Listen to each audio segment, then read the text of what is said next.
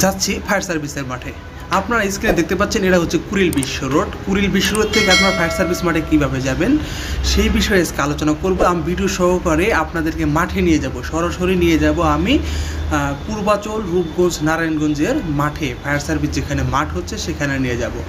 আপনারা বাংলাদেশের যে কোনো জায়গা থেকে আসেন না কেন, আপনারা প্রথমেই আসতে হবে ঢাকার ভিতরে কুড়িল বিশ্ব রোড। আপনারা শুনে রাখেন, কুড়িল বিশ্ব রোড এখানে আসতে হবে। এখান থেকে যেতে হবে আপনাদেরকে ফায়ার সার্ভিস সিভিল ডিফেন্সের মাঠে। যাই হোক, আপনারা যদি বাংলাদেশের যে কোনো জেলা থেকে আসেন না কেন, প্রথমে যদি আপনি নামেন হচ্ছে মহাখালী বাস টার্মিনাল অথবা গাবতলী বাস টার্মিনাল অথবা সৈয়দাবাদ বাস টার্মিনাল, যে কোনো বাস টার্মিনাল নামেন না কেন আপনাকে আসতে হবে এইখানে, আগে কুড়িল বিশ্ব রোডে আসতে হবে। আর যদি আপনি মহাখালী, সৈয়দাবাদ অথবা গাবতলী থেকে আসেন তাহলে আপনাকে রাস্তার এই সাইডে, আমি যে সাইডে এখন আসি বর্তমানে, এই সাইডে আপনাকে নামিয়ে দেবে। আর এই সাইড থেকে আপনার এই ফুট ওভার ব্রিজ দিয়ে যেতে হবে ওই সাইডে, অপর পাশে যেতে হবে যে সাইডে রয়েছে বাস স্টপ, যেখানে রয়েছে যাত্রী ছাউনি, সেখানে যেতে হবে। আর সেখান দিয়ে যেতে হবে কুড়িল বিশ্ব রোডের বাস কাউন্টারে, যেখানে বিআরটিসি বাস কাউন্টার, সেখানে যেতে হবে।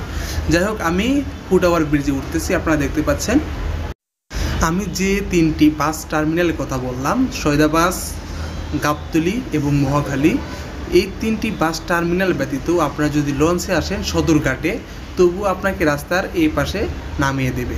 যে পাশে আপনার তিনটি মূর্তি দেখতে পাচ্ছেন, এই সাইডে হচ্ছে মহাখালী রাস্তা, এটা মহাখালী বনানী হয়ে, এটা হচ্ছে গাবতলী থেকে আসতে পারবেন, সব দিক থেকে আসতে পারবেন। আর এদিকে হচ্ছে এয়ারপোর্ট, এদিকে হচ্ছে বিমানবন্দর, আর গাজীপুর, তারপর চলে গেছে জামালপুর, ময়মনসিংহ এই অঞ্চল। এটা হচ্ছে ময়মনসিংহ রোড, ঢাকা ময়মনসিংহ রোড। যাই হোক, আমি ফুট ওভার ব্রিজটা পার হচ্ছি। ফুট ওভার ব্রিজ পার হয়ে আমি চলে যাব হচ্ছে সেই যাত্রী ছাউনির কাছে। আপনারা যদি ময়মনসিংহ বিভাগ থেকে আসেন অথবা রাজশাহী বিভাগ থেকে অথবা রংপুর বিভাগ থেকে আসেন, আপনারা আসবেন হচ্ছে মহাখালী বাস টার্মিনালে। মহাখালী বাস টার্মিনালে আসার পথেই কিন্তু আপনি এখানে নামতে পারবেন। মহাখালী আপনাদের যেতে হবে না, এয়ারপোর্ট পার হওয়ার পরেই কিন্তু আপনি এই যাত্রী ছাউনি এখানে নামতে পারবেন। নামলেই, অথবা যদি আপনি মহাখালী বাস টার্মিনালে গিয়েও ফেলেন, সেখান থেকে ফিরে এসে আপনি ফুট ওভার ব্রিজটা পার হয়ে এ পাশে আসবেন। আসার পরে যাত্রী ছাউনির পাশে দেখতে পাচ্ছেন একটা গলি রাস্তা চলে গেছে, দেখতে পাচ্ছেন। এই গলি দিয়ে কিন্তু আপনাদের প্রবেশ করতে হবে। ভালো করে একটু নজর রাখবেন, ভালো করে একটু খেয়াল রাখবেন। যাই হোক, গলিতে আমি প্রবেশ করলাম। প্রবেশ করার পর হচ্ছে রেল লাইনে কিন্তু কোনো লেভেল ক্রসিং নেই, এখানে কোনো সুরক্ষিত নয়। আপনারা অবশ্যই দেখে পার হবেন, দুই দিকে দেখে অবশ্যই পার হবেন, কারণ এখানে লেভেল ক্রসিং নেই। যাই হোক, তারপর রেল লাইনটা পার হওয়ার পরেই আপনারা দেখতে পাবেন ফুটপাথ, দেখতে পারবেন হচ্ছে হকার মার্কেট। এই হকার মার্কেটে বিভিন্ন প্যান্ট শার্ট এগুলো বিক্রি হচ্ছে, এখানে খাওয়ারও বিভিন্ন জিনিস বিক্রি হচ্ছে। এই হকার মার্কেট পেরিয়েই আমাদের আসছে হচ্ছে বিআরটিসি বাস কাউন্টার। আমরা সেই বিআরটিসি বাস কাউন্টারে যাচ্ছি। ভিডিওটা একটি স্পিড বাড়িয়ে দিয়েছি। যাই হোক, দেখতে পাচ্ছেন বিআরটিসি বাস কাউন্টার, এটা লেখা আছে যে বিআরটিসি বাস সার্ভিস কুড়িল বিশ্ব রোড গাউসিয়া কাউন্টার। এই বাস কাউন্টার থেকে আপনাকে টিকিট কাটতে হবে ফায়ার সার্ভিসের যে মাঠ সেখানে যাওয়ার জন্য। আপনি বলবেন আমি ফায়ার সার্ভিসের মাঠে যাব, অথবা বলবেন আমি শেখ হাসিনা স্টেডিয়ামে যাব, অথবা বলবেন আমি নীলা মার্কেটে যাব। শেখ হাসিনা স্টেডিয়াম কত টাকা ভাই? স্টুডেন্ট পারা 25 টাকা করে নেন আপনারা, এমনি তো 25 টাকা নেন। আসতে 25 টাকা, যাইতে 30 টাকা, স্টুডেন্ট পারা 20 টাকা।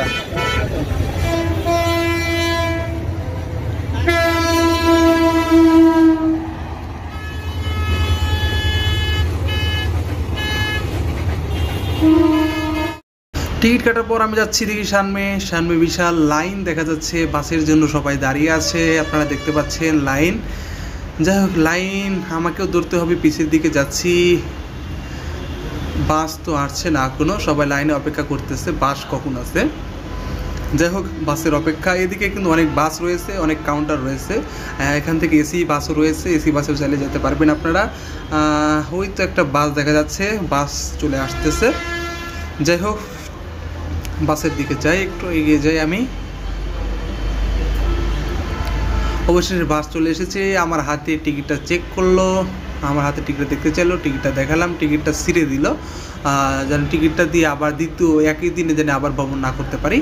যাই হোক, আমি কি ড্রাইভারের পিছনে সিটে বসতে চাইলাম, ওখানে বললো এটা মেয়েদের সিট। যাই হোক, পাশের সিটে বসলাম আমি। বসার পরে কিছুক্ষণ পরে বাস ছেড়ে দিল কুড়িল বিশ্ব রোড থেকে সরাসরি গাউসিয়ার বাস। এটা যাবে হচ্ছে শেখ হাসিনা স্টেডিয়ামের ওখান দিয়েই, অর্থাৎ ফায়ার সার্ভিসের যে মাঠ আছে সেখান দিয়ে চলে যাবে। যাই হোক, বাস চলতে থাকলো।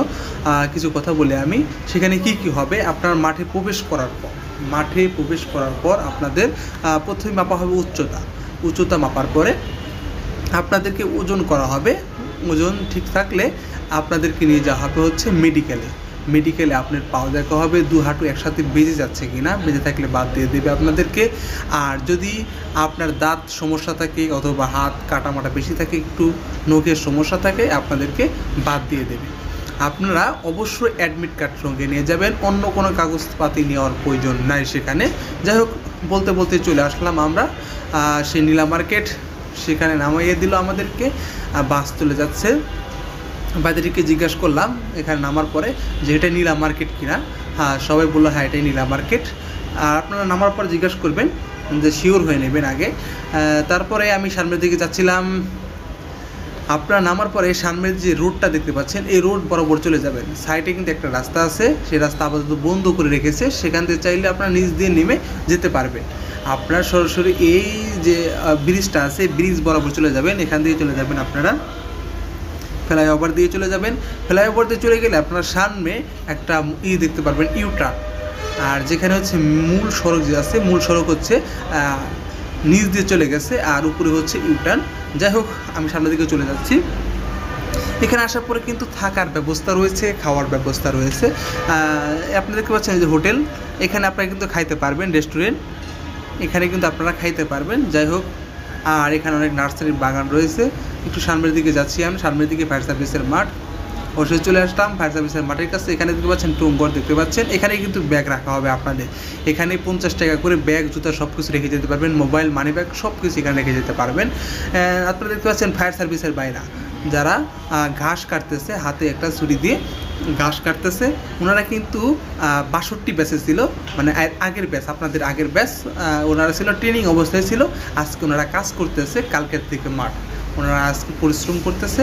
আর এদিকে দেখতে পাচ্ছেন এটা হচ্ছে একটা তৈরি করা হচ্ছে যে সাহায্য কেন্দ্র, হেল্প বক্স। আর ফায়ার সার্ভিসের মাঠ এটা দেখতে পাচ্ছেন, এখানে মাঠ হবে। যদি থাকতে চায়, থাকা জন থাকলে মনে করেন আপনি এক রাত কত দিতে হবে? মাথা বুতি মনে করেন 400 টাকা। 400 টাকা? মানে ঢালো বিছ না? না না, খাটে মধ্যে থাকবে, খাটের ভিতরে। এক রুমে কজন থাকবে? ফ্যান থাকবো, কজন থাকবে এক রুমে? মাথা বুতি 400 টাকা। মাথা বুঝি 400।